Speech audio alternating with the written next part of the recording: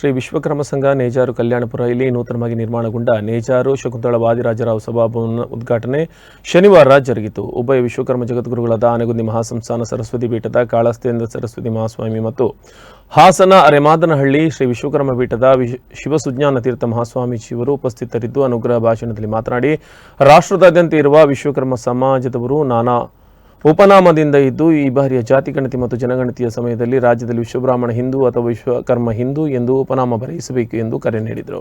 ಸಭಾಭವನದ ಸ್ಥಳದಾನಿ ನೇಜಾರು ವಾದಿರಾಜರಾವ್ ಸೇರಿದಂತೆ ಅನೇಕ ದಾನಿಗಳನ್ನು ಸನ್ಮಾನಿಸಲಾಯಿತು.